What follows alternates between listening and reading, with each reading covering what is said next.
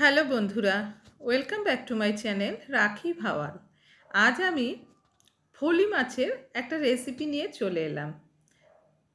এটা খেতে কিন্তু দুর্দান্ত হয়। বেগুন আলু দিয়ে আর কালো জিরে ফোড়ন দিয়ে এটা আমি রান্না করেছি।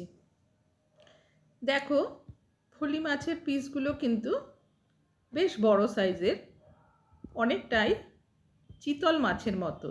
খুব ভালোভাবে ধুয়ে পরিষ্কার করে নুন হলুদ মাখিয়ে আমি রেখে দিয়েছি মোটামুটি 20 মিনিট।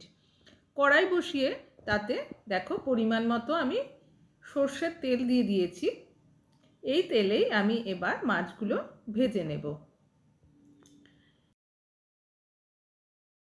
ছোট সাইজের ফলি মাছে কিন্তু খুব কাঁটা থাকে, কিন্তু এই রকম যদি বড় সাইজের হয় তাহলে সেই পরিমাণে কিন্তু কাঁটা থাকে না, আর খেতেও এটা খুব ভালো লাগে। বেগুন আলু দিয়ে আমি রান্নাটা করেছি। দেখো, মাছগুলো আমি খুব ভালো করে ভেজে নিয়েছি, তবে খুব কড়া করে ভাজলে কিন্তু মাছের স্বাদ পাওয়া যায় না। দেখো, আমি মাছগুলো ভেজে এবার তুলে নিচ্ছি। এই মাছ অনেকেই কিন্তু কাঁটার ভয়ে খেতে চায় না, কিন্তু একটু বড় সাইজ হলে সেই পরিমাণে কাঁটা থাকে না। দেখো, যে তেল ছিল তার মধ্যে আমি আরও কিছুটা তেল দিয়ে তাতে প্রথমে আমি কালো জিরে ফোড়ন দিয়ে দিলাম, আর দিয়ে দিলাম দুটো ছোট সাইজের পেঁয়াজ কুচি। এই কালো জিরে দেওয়ার ফলে একটা খুব সুন্দর কিন্তু ফ্লেভার হয়, আর এই মাছ এভাবে রান্না করলে খুব ভালো লাগে খেতে।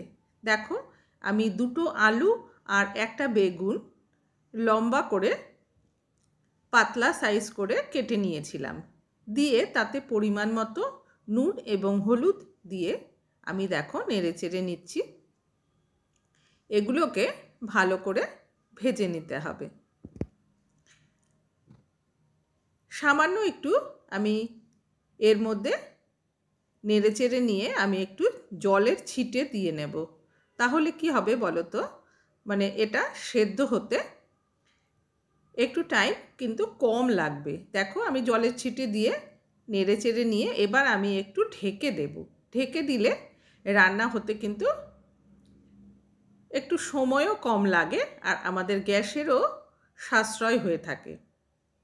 দেখো, ঢাকা খুলে নিয়ে আমি আরেকবার নেড়ে চেড়ে নিলাম। দেখো, এবার এগুলো কিন্তু ভাজাও হয়ে গেছে, যেমন তেমনি অনেকটাই কিন্তু সেদ্ধ হয়ে গেছে।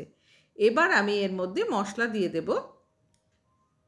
আমি একসাথে জিরে, কাঁচা আর শুকনো লঙ্কা আর কিছুটা পেঁয়াজ বেটে নিয়েছিলাম।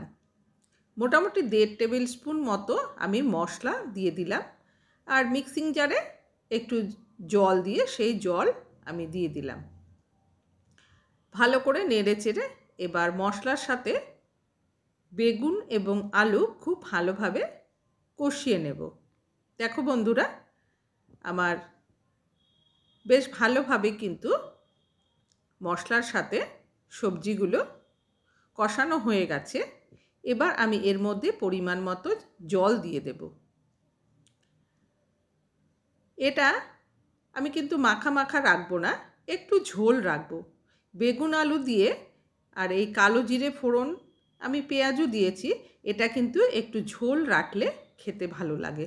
দেখো, ঝোল ফুটে উঠেছে। এবার আমি ভেজে রাখা মাছগুলো এর মধ্যে দিয়ে দেব। মাছগুলো দেওয়ার পর আবার একটু নেড়ে চেড়ে আমি মাছগুলোকে ঝোলের মধ্যে ডুবিয়ে দেব। দেখো, আরও কিছুটা সময় কিন্তু আমি ফুটিয়ে নেব, যাতে মাছগুলো ভালোভাবে সেদ্ধ হয়ে যেতে পারে। মাছ দেওয়ার পর আমি 3-4 মিনিট ফুটিয়ে নিচ্ছি। এবার আমি একটু নুন দেখে নেব।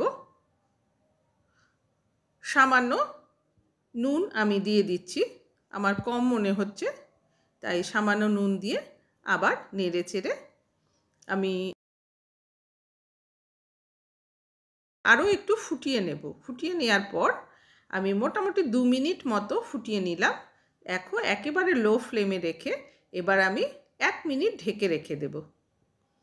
দেখো রান্নাটা আমার হয়ে গেছে, আমি একটা পাত্রে তুলে নিচ্ছি। বড় সাইজের ফলি মাছ কিন্তু খেতে চিতল মাছ যেরকম হয় ঠিক অনেকটাই কিন্তু সেই রকম খেতে লাগে। দেখো দেখতেও কিন্তু দুর্দান্ত হয়েছে, দেখেই বোঝা যাচ্ছে এটা কতটা টেস্টি হতে পারে।